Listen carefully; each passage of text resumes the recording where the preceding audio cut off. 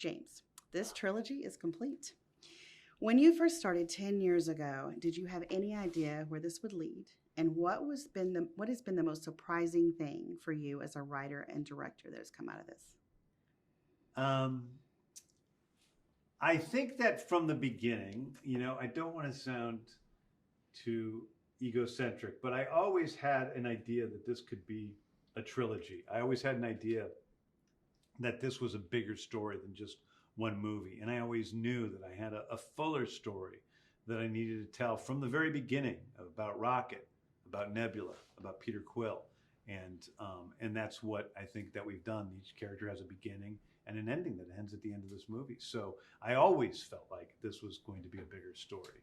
And then I can't remember your second question. Well, as what has been most surprising thing for you as a writer and director for this? I think, probably the most surprising thing about my Guardians journey is just how much I've fallen in love with this cast and this crew and how we have become a family. People work on TV shows, they become really close to people, but we've making these things for almost 12 years. We've been working on Guardians movies and doing press tours like this and everything. And so we've just become so close. That's the hardest thing is not seeing these people every day. Tell us about reuniting with the cast and working with them again. Well, the truth is I see Chris Pratt all the time. So I'm not really reuniting when we go back on set. I see Palm all the time. I talk to Karen a lot. So obviously my brother Sean, we're buddies. So it really isn't reuniting. It's just kind of getting us all back together again. And so that's more of what the vibe is. I think the surprising thing on set is everybody being together and everybody has their own important piece of the puzzle on screen, but also off screen in terms of us as a group.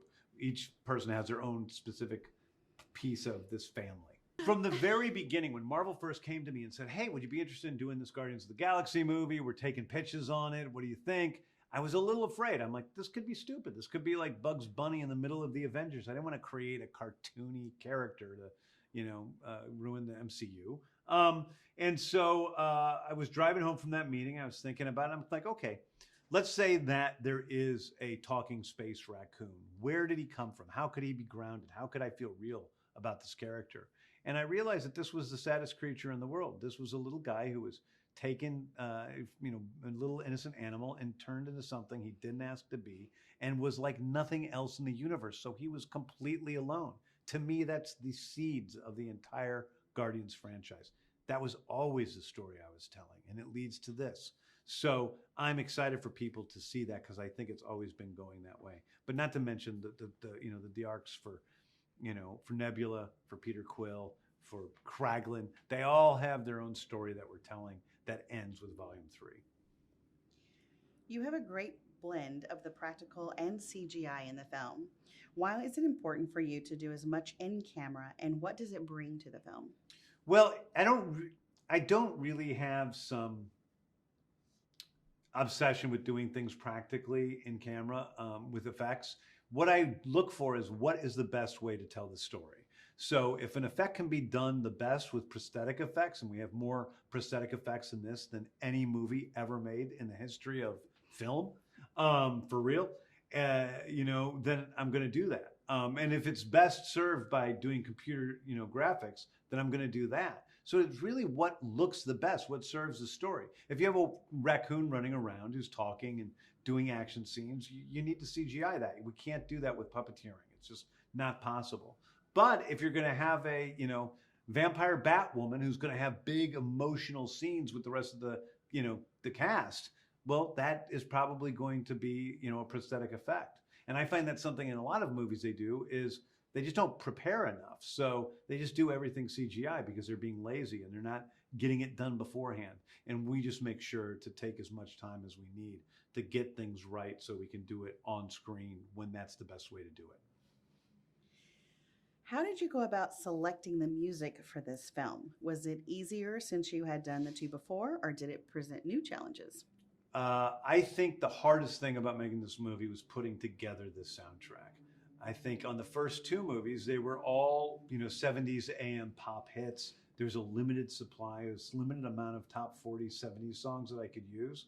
on this movie, it's songs from the 70s, 80s, 90s, 2000s. So I kind of had all pop music to choose from.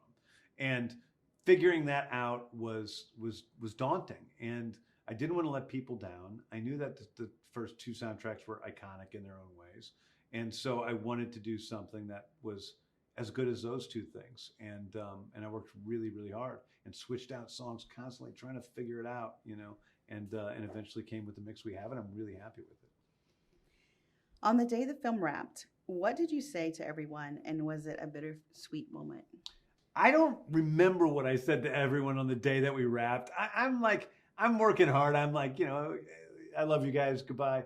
But I think that what I remember are the speeches that the cast members gave. So I remember Chris Pratt's speech, on the last day of his filming, where he read off quotes from writers who said what a big bomb Guardians of the Galaxy Volume 1 was going to be, and how nobody believed it was going to be a hit. And I remember Zoe's speech where she talked about how much, the crew and the cast and me meant to her, and where she broke down crying, and it made me break down crying in a real way, which doesn't happen very often. I remember my brother Sean's speech and just thinking what it was like, when we were playing in our basement together when I was, little children playing with Fisher Price toys. And here we are doing the same thing essentially, making movies with all these characters and creating. And that was very moving to me. So I remember other people's words. I really don't remember even holding the mic. What do you hope audiences will experience when they watch Guardians of the Galaxy Volume 3? I always hope for one thing when people go to see a movie. I hope that when they go to see a movie, they walk in, they enjoy it, of course, and then when they walk out of the theater, they love the person next to them a little more than what they felt about them when they walked in. That when they walk out of the theater, maybe they feel a little bit more hopeful about what this world can be than when they walked in. This is a story about compassion. It's about the power of compassion, the power of empathy, and hopefully a little bit of that will soak up, just a little bit, in people, and then we'll have been, done what we needed to do.